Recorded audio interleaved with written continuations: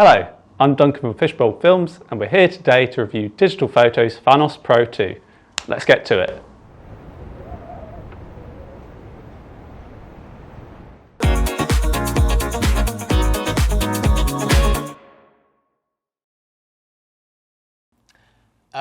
Well, Duncan's clearly died, so I'm Dan from Fishbowl Films, and today we're going to be looking at the Thanos Pro 2 from Digital Photo. Now, as a bit of background, we recently purchased a Blackmagic Pocket Cinema Camera 6K, and that was specifically to use on a gimbal, or if we needed a lightweight cinematic camera to mount somewhere strange, like on a car or high up in a lighting rig. It's just a little bit lighter weight and easier to rig in those places. Along with the Blackmagic, we also purchased the Crane 3S, which we've done another review video for. Just click on the card above to see that. Once we've got the Crane 3S and the Blackmagic all set up, we realised just how heavy it is. So we looked into different support systems such as an EasyRig, which can attach to the crane with a ring that fits around the gimbal. Then we came across the Thanos Pro 2, which has just been released, and it's effectively a budget version of the Arri Trinity. Now, if you don't know what the Trinity is, it's essentially a revolutionary camera stabilisation system released back in 2016.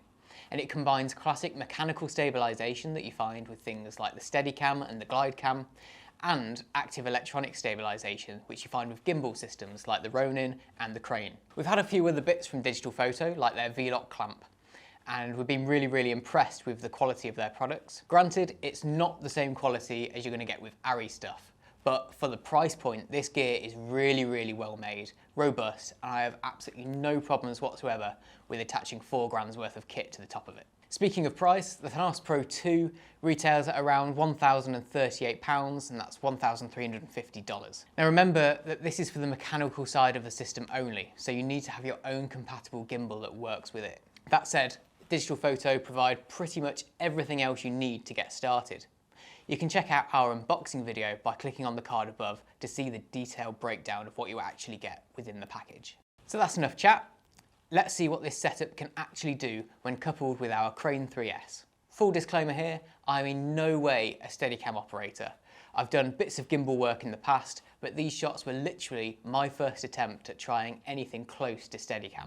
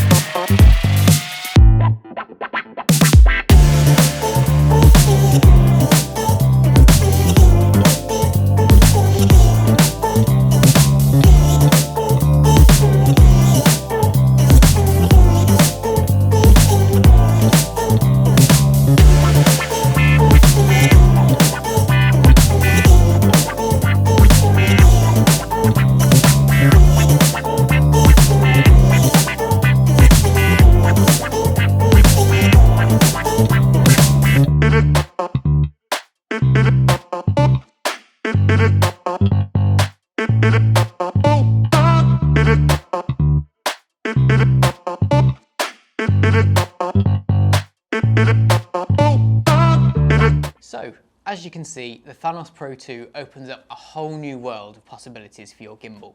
The counterbalanced Trinipod and yoke system allows you to get high and low with ease in a single shot, whilst the vest and arm take all of that weight off your arms, giving you greater control over the camera.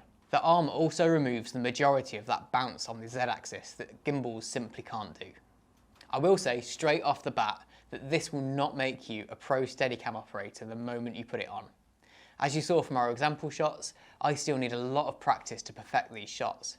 But as a beginner, I think this footage really shows the potential of the system. It's worth mentioning that Digital Photo don't skimp on accessories within this package. We're very used to buying kit which then need loads of more little bits that you have to buy and you've not even thought about it before you've made that purchase. If you've seen the unboxing video, you'll know what I mean, but just to summarise, you get the Trinipod and yoke, the sled base, weights, arm and vest. And you also get the V-Lock battery pinch, a load of power cables which work with a variety of cameras and accessories.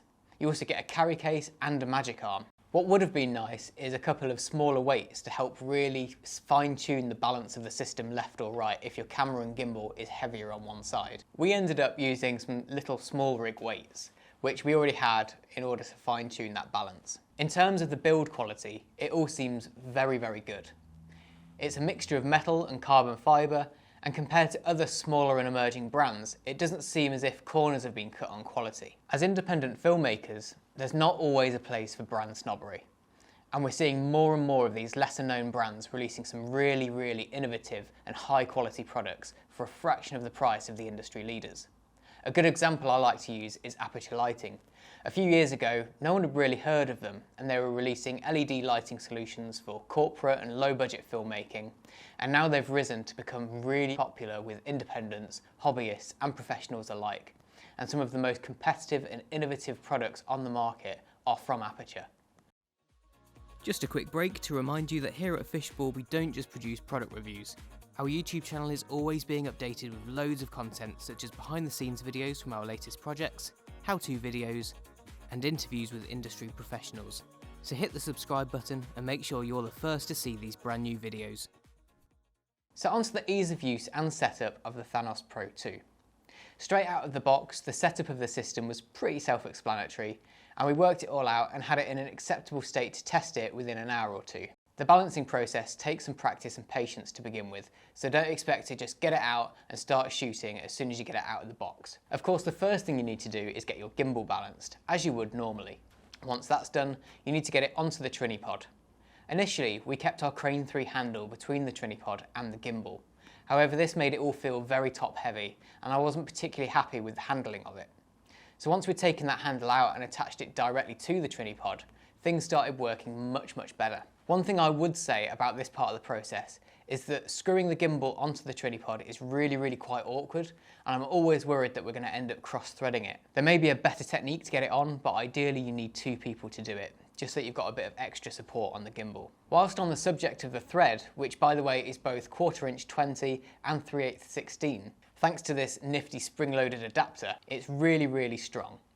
A few comments online are from people, rightly so, being worried about the force that's on this single point, especially with the yoke allowing the payload to go completely horizontal.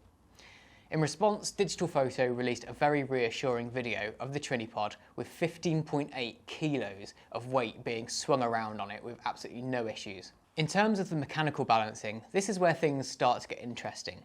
If you've ever balanced a Steadicam, Glidecam or similar, you'll know that you can change the centre of gravity of the camera backwards and forwards. Because the Thanos has just one fixed point and a gimbal which itself changes the centre of gravity, all of the balancing has to be done from the sled on the bottom of the Trinipod. The package comes with plenty of counterweights, and we've actually used a V-Lock battery on the included battery pinch as a counterweight too, which also powers the camera, so that's really nifty. The whole system is actually designed to be balanced horizontally, so basically like a seesaw. So making sure that the gimbal is on, you can adjust the weights on the sled or extend the Trinipod until the whole system sits horizontally on its own. After that, we then need to sit the camera upright and see if it's back or front heavy. We then adjust the positioning of the weight on the sled until it sits vertically. Something we found when balancing the Crane 3S on the Thanos Pro 2 was the Smart Sling handle really throws off the balance from back to front. To help counter this, we actually use our Digital Photo V-mount clamp on the Trinipod, but on the opposite side to the Smart Sling handle. And then we locate our Crane battery pack there instead. This really helps with getting the balance right from front to back. Finally, we need to balance left or right, which is what I said about previously using some of the smaller weights. The chances are, once you've done this, you're going to need to go back and do it all again, and it's just a continuous process until everything is nicely balanced, both horizontally and vertically. It takes a lot of patience, but once you've got it right, you won't believe how nice it is to operate. If you've got it wrong, you'll know really quite quickly that you have got it wrong. In terms of the vest, I actually find it's a little bit too big over the shoulders, even on its tightest settings, but I am tiny.